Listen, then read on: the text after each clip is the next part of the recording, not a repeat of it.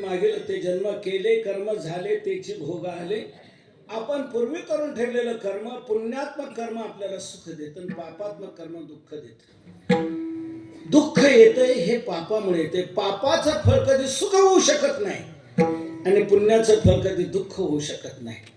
पुण्य हे सुखच देणार, पाप हे दुःखच देणार. म्हणून दुःख जे आपल्याला येते आपण हे पूर्वी करून ठेवलेल्या पापामुळे येते. दुःख येते हे पापामुळे येते. म्हणून आपल्या जीवनात दुःख येऊ नये असं वाटतं ना, तर पाप होऊ देऊ नये. सुख मिळावं असं वाटतंय ना, तर मग पुण्य केलं पाहिजे.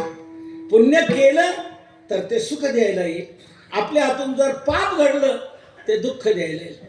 पापाचं फळ कधी सुख होऊ शकत नाही, पुण्याचं फळ कधी दुःख होऊ शकत नाही. कारण फळ जे असतं ते त्याच्या बीजावर अवलंबून असतं. कोणत्या झाडाला कोणतं फळ यावं हे आपल्या इच्छेवर आहे का? कोणत्या झाडाला कोणतं फळ यावं आपल्या इच्छेवर आहे का? नाही. मग ते कशावर आहे? त्याच्या बीजावर आहे. एकाने करडई पेरल्या, करडई, आणि तो मला माझी अशी इच्छा आहे याला बासमती तांदूळ यावे, येतील का?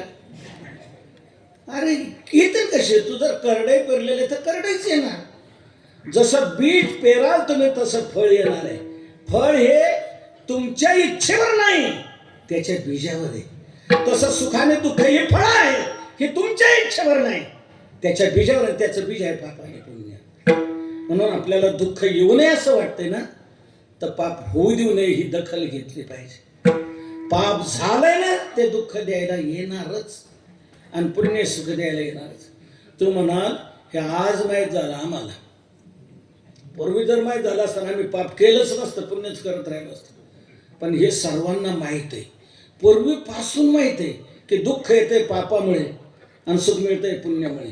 परंतु दुर्दैवाचा प्रकार असा आहे, माणसं पुण्य करत नाहीत आणि पाप सोडत नाहीत. आणि पाप सोडत नाही म्हणून दुःख मिटत नाही आणि पुण्य करत नाही म्हणून सुख मिळत नाही. दुःख हे येतं हे आपण पूर्वी करून ठेवलेल्या पापामुळे सर्वांना माहीत. तुम्ही म्हणाल नाही हो, मी सांगतो तुम्हाला, हो म्हणायला होतो, सर्वांना माहिती आहे. तुम्हाला दुःखाचे प्रसंग आपल्यावर जर काही आले तर आपल्या नातेवाईकांना कळतं की असं असं त्यांचं झालं. माणसं मग सांत्वन करायला भेटायला जातात. भेटायला गेल्यानंतर मग म्हणतात का हो असं असं कळलंय आम्हाला, हे खरं आहे का तुमच्या जीवनात हे असं झालं? हो म्हणतो खरं आहे. कसं का बरं असं काय झालं काय तुमच्यातून? म्हणतो आपल्यातून काहीच नाही. मी हे कसं काय असं बघायची पाळी आली? तो म्हणतो आली तर खरं काहीच नाही आपल्यातून, काही नाही. तुम्हाला माहित आहे आपला स्वभाव कोणाच्या आद्यात नाही का मध्यात नाही, पण बघाय कसं बघायची पाळी आली. त्याला काही कारण असं ना, तर म्हणतो कारण काहीच नाही, काहीच कारण नाही. असं कसं काय? काय कारण असल्याचं कसं काय? तर म्हणतो काहीतरी आपलं पूर्वजन्मीचं पाप.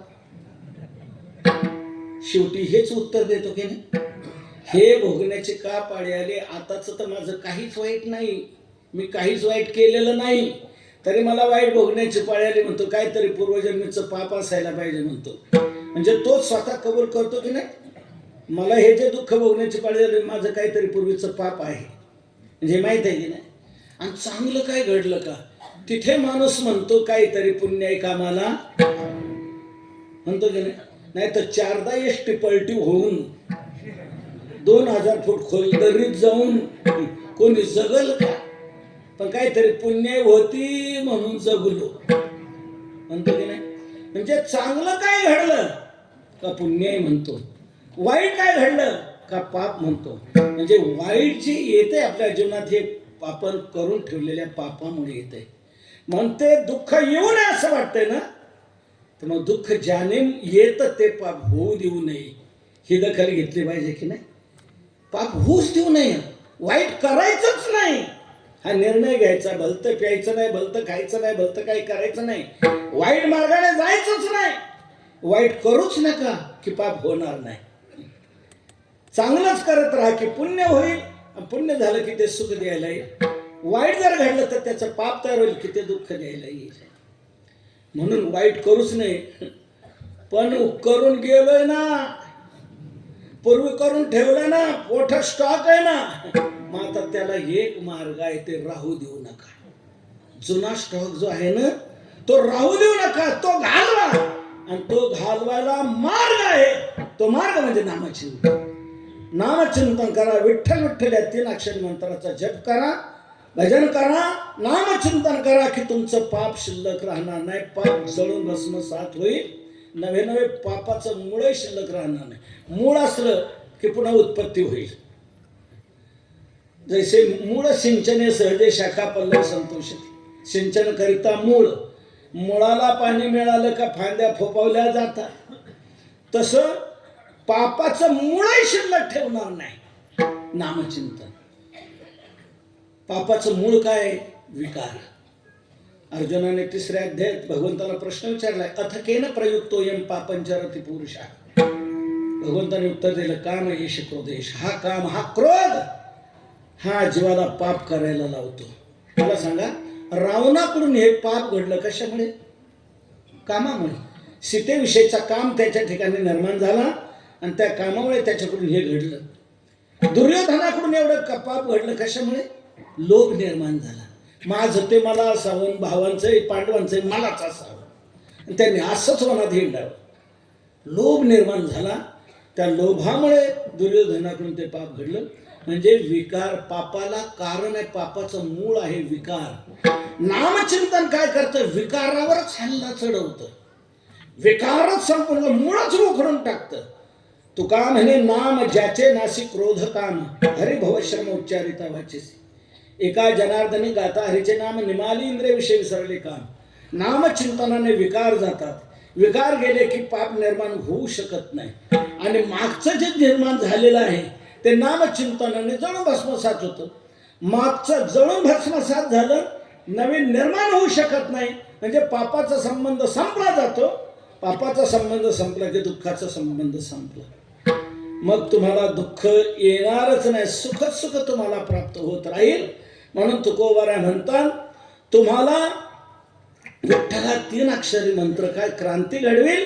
तुमचं पापाचं मुळे शिल्लक ठेवणार नाही. कधी पापा निर्मूळ आणि तुम्हाला कायमचं दुःखातून मुक्त करेल.